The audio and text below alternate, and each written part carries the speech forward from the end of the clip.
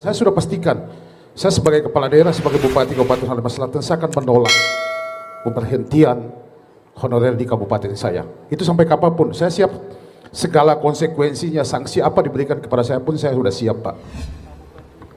Terima kasih. Assalamualaikum warahmatullahi wabarakatuh. Ini saya tadi mencermati apa yang disampaikan oleh dari Kemenpan, ini arahnya tidak jelas.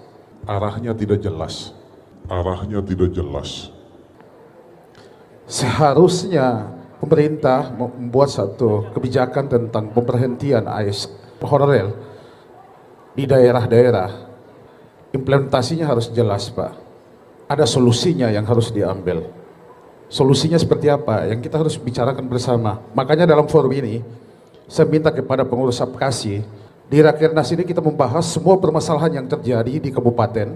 Setelah itu kita menyampaikan ke Presiden atau Menteri terkait. Nah, itu intinya. Karena saya mendengar penjelasan secara detail tadi dari A sampai Z yang disampaikan oleh Kemenpan ini seolah-olah kita nggak dianggap di daerah. Dan ini masalah yang cukup serius, Pak. Kita di daerah, khususnya di kabupaten-kabupaten yang ada di Indonesia terkait dengan penggantian tenaga honorer. Kalau kita bicara outsourcing, dia tidak akan sistem menyeluruh. Bayangkan kita di kabupaten, misalnya begini, Pak. Saya di Kabupaten Halmahera Selatan. Memang di sana di kita daerah itu daerah penghasil, tapi penganggurannya semakin banyak. Kenapa? TKA jauh lebih banyak daripada tenaga kerja lokal kita. Ini harus punya solusi, Pak. Kalau kita tidak punya solusi, pastikan akan jadi masalah yang cukup serius. Dan saya sudah pastikan, saya sebagai kepala daerah, sebagai Bupati Kabupaten Halmahera Selatan, saya akan menolak pemberhentian honorer di kabupaten saya. Itu sampai kapanpun, saya siap segala konsekuensinya, sanksi apa diberikan kepada saya pun saya sudah siap, Pak. Makasih. Billahi taufiq wal hidayah. Wassalamualaikum warahmatullahi wabarakatuh. Pertanyaan saya langsung saja. Selama ini mohon maaf, dari pemerintah pusat selalu melempar bola panas kepada daerah. Selalu melempar bola panas kepada daerah. Ya sekali lagi bola panas. Tepuk tangan dulu tuh. Contoh misalnya aja SKTM, terus kemudian sekarang honorer dan seterusnya. Pertanyaan saya yang pertama yaitu berkait dengan nasib honorer ini. Sekali lagi, kita hampir sama semua kabupaten. Kita dilempari bola panas, padahal kita semua ini kan politisi, politikus yang selalu dilempar dengan bola panas dan suruh mengatasi sendiri. Maka dari itu Menpan RB, mohon izin Pak Alex, kita pernah ketemu di Betun, mohon ditunda dulu. Berilah skema-skema yang sesuai dengan aspirasi daerah. Banyak daerah-daerah kabupaten itu justru honorernya lebih banyak dibandingkan ASN. Betul, betul? Betul. Semua sama. Maka dari itu perlu ditinjau ulang. Termasuk nanti Ketua Apkasi, mungkin kita juga perlu roadshow ke DPR, pembuat undang-undang, sehingga nanti match. Ya. Maka dari itu Pak, mohon izin, para pengambil kebijakan di pusat turun di daerah. Biar tahu persis apa yang terjadi di daerah, sehingga nanti diskusinya nyambung. Karena tidak, akhirnya apa? Kembali lagi, termasuk tadi yang saya katakan SKTM, tahu-tahu dipotong, yang di daerah tidak diberikan solusi, tidak diberikan alternatif, termasuk kembali lagi honorer.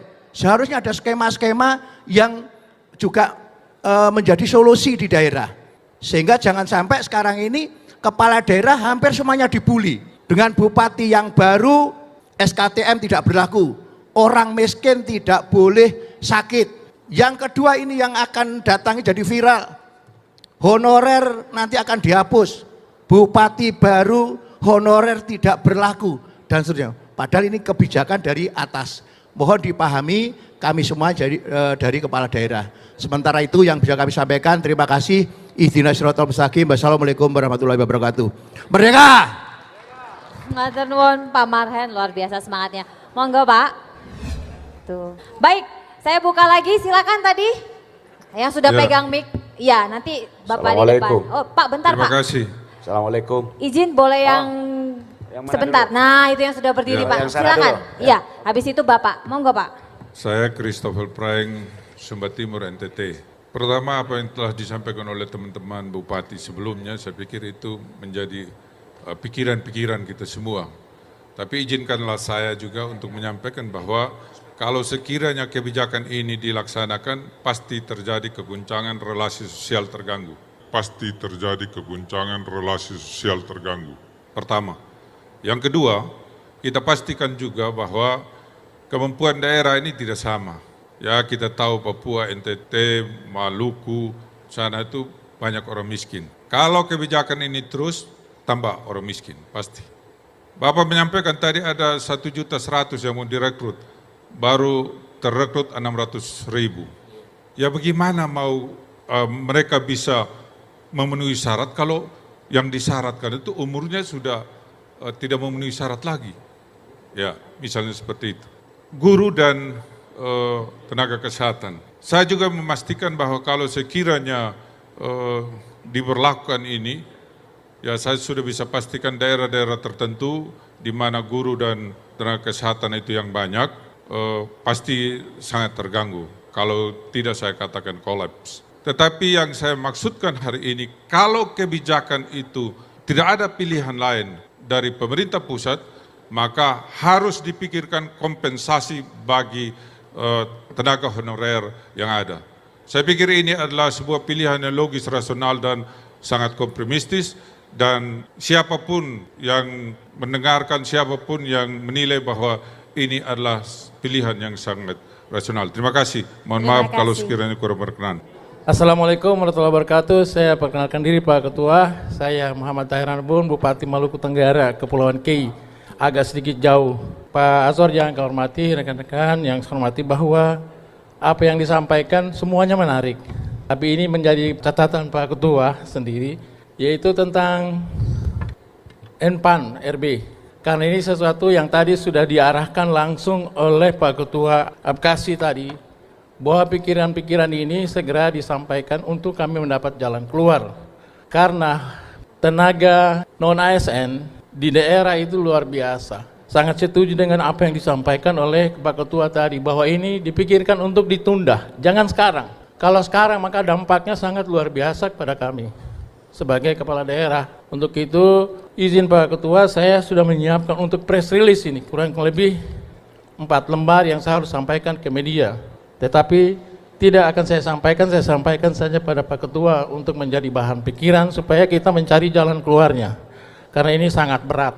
Jadi hanya dengan Pak Ketua saya serahkan ini untuk Pak Ketua nanti menyampaikan atau langsung kepada Menpan RB untuk dicari jalan keluarnya. Yang sekarang kita tidak siap untuk melakukan ini. Terima kasih. Wassalamualaikum warahmatullahi wabarakatuh. Waalaikumsalam warahmatullahi wabarakatuh. Terima kasih Pak Bupati Tahirago.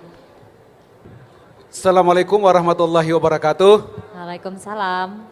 Jalaluddin Salampesi dari Buruh, Provinsi Maluku. Berbagai hal yang kemudian menjadi concern kami terkait dengan disparitas SDM. Jadi artinya apa yang disampaikan dan menjadi edukasi untuk kami itu semuanya betul. Tetapi bagaimana menerapkan itu, sementara misalnya kami berbeda dengan Jawa Barat itu katakan 20 tahun atau 30 tahun.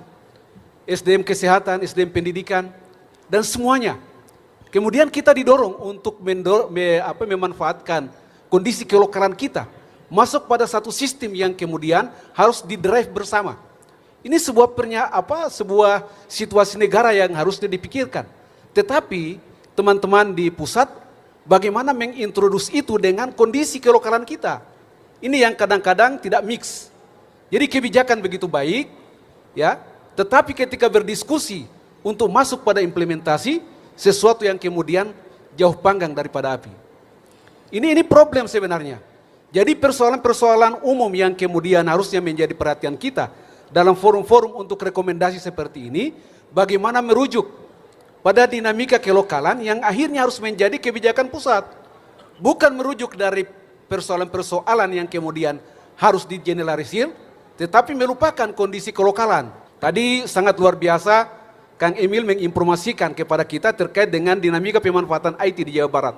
Tapi bagaimana kita berbicara tentang kami di Maluku, Halmahera Selatan, Kepulauan Kei, Nusa Tenggara dan lain-lain sebagainya. Karena tadi disparitas SDM kita, tenaga kesehatan kita, tenaga guru kita, kemudian isu-isu yang kemudian berkembang terus-menerus, yang menjadi problem yang tidak terpecahkan di kelokalan. Jadi ini memang situasi yang betul-betul dari forum-forum seperti ini harus dipikirkan. regulasi yang memberikan dukungan terhadap kesamaan-kesamaan yang bermuara pada bergerak bersama untuk NKRI. Bukan kemudian kementerian atau lembaga menerapkan kebijakan-kebijakan yang melupakan dinamika kita, kebutuhan kita, dan kondisi real kita. Pertumbuhan ekonomi kita berbeda. Kemampuan sumber daya alam mendrive satu situasi kita berbeda. Nah, kami menyarankan rekomendasi-rekomendasi seperti yang disampaikan oleh Bupati Maluku Tenggara, kemudian dari Halmahera Selatan, dan itu pemikiran yang terakhir Wong Cilik tadi, itu merupakan dinamika yang harus ditangkap. Tapi ada satu hal yang harusnya menjadi konsen untuk pemanfaatan sumber daya alam, sehingga kondisi kita juga menjadi perhatian. Mungkin itu masukan kami, terima kasih. Assalamualaikum warahmatullahi wabarakatuh. Waalaikumsalam Izin, Ibu. warahmatullahi wabarakatuh.